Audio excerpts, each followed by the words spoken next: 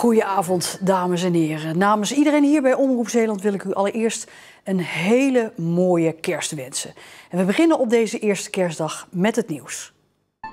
Het is lekker rustig, dus prima. Ja, als je boodschappen gaat doen op eerste kerstdag, dan hoef je niet bang te zijn voor volle parkeerplaatsen of voor wachtrijen aan de kassa.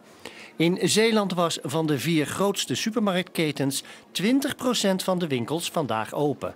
En dat is toch wel handig. Tweede kerst moeten we zelf het eten klaarmaken, dus we hebben al een deel gehaald en dit is de rest. Ik heb alles voorbereid, maar op het laatste moment kom ik er dus achter dat ik geen wijn heb. Nog wat zalm, extra zalm. En op dit moment nog een ananas.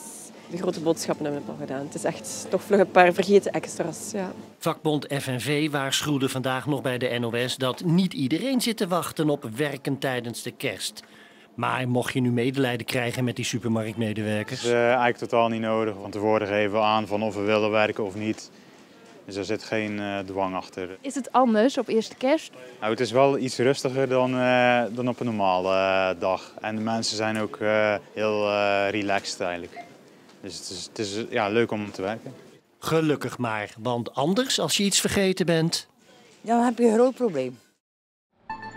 Rond Neeltje Jans is afgelopen nacht gezocht naar een verwarde vrouw die vermoedelijk te water was geraakt.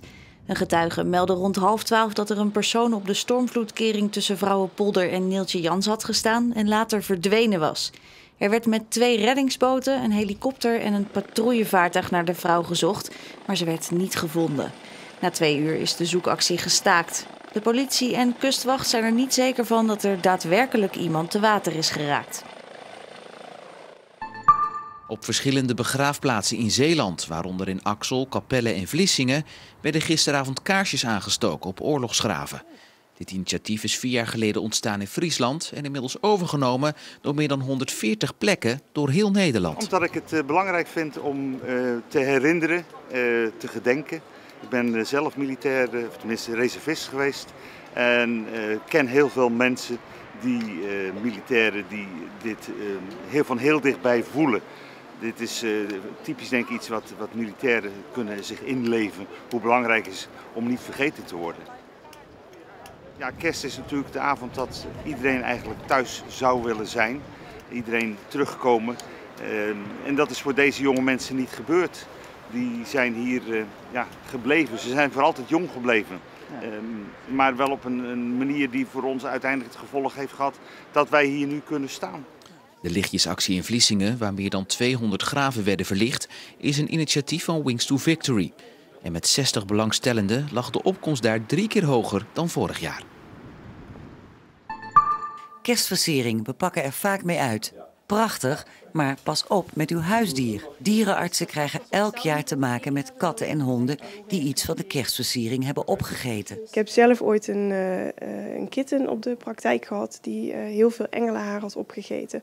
De kitten was hartstikke ziek en moest heel erg spugen, had geen ontlasting meer. Dus die zat helemaal verstopt met dat haar. Die is geopereerd en alles is daar uit de darm verwijderd. Niet alleen engelenhaar, maar ook hulstbesjes, stukjes kerstbal of zelfs kerstlampjes moeten wel eens uit de maag en darmen worden verwijderd. Maar de meeste klachten ontstaan door het eten van chocolaatjes.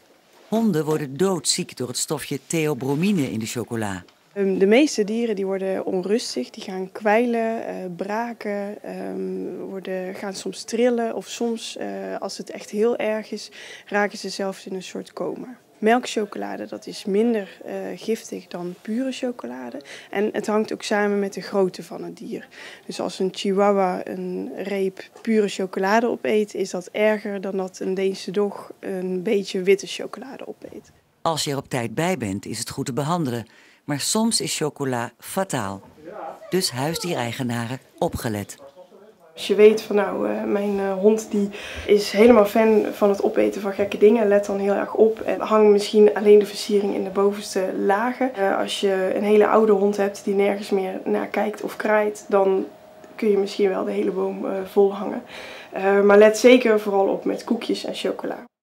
Geachte aanwezigen, de mosselen zijn voor de volle 100% goedgekeurd. Ik wens u een smakelijke maaltijd. De Zeeuwse Documentaire Week is vandaag van start gegaan. Tot en met Oudjaarsdag zijn bij Omroep Zeeland de mooiste documentaires van het afgelopen jaar te zien. Vandaag is dat Operatie Oosterschelde, het gevecht om de Oosterschelde open te houden. De stoelpoorten vlogen bijna door de lucht, omdat men niet bij elkaar kwam. Mensen die beweren, zonder jullie was er geen Oosterscheldekering geweest, die wil ik niet tegenspreken. De documentaire Operatie Oosterschelde is vanavond nog te zien om 20:30 en 10:00.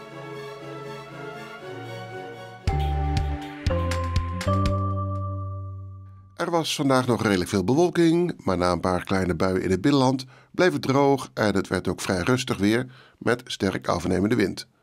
Maar het had wat zonniger gekund, toch gaf het wel een aardig plaatje met af en toe blauwe lucht en de vrij platte wolkenvelden. Dat duidt op de hogere luchtdruk van vandaag. Vanavond passeert ook een zone van hoge druk van west naar oost. De wind wordt zwak en draait naar het zuidwesten. De kans op opklaringen wordt groter en vannacht zouden er daardoor landinwaarts een paar mistbanken kunnen ontstaan. Morgen is er af en toe wat zon, bij een zwakke tot matige zuidoostenwind, windkracht 2 tot 4. Later is het zwaar bewolkt en mogelijk komt er aan het einde van de middag of morgenavond vanuit Zeeuws-Vlaanderen wat lichte regen opzetten, maar dat lijkt niet veel te gaan worden. Maximum temperatuur rond 6 graden. Dan vrijdag en het weekend. Vrijdag eerst kans op wat lichte regen, in de middag wellicht wat zon en een zwakke veranderlijke wind. Zaterdag ook weinig wind, dan is er kans op mistbanken in de nacht en ochtend. Zondag is er wat meer wind en dan is er een afwisseling van bewolking en zonnige perioden. Tot zover het korte nieuws en ook het weerbericht voor deze eerste kerstdag.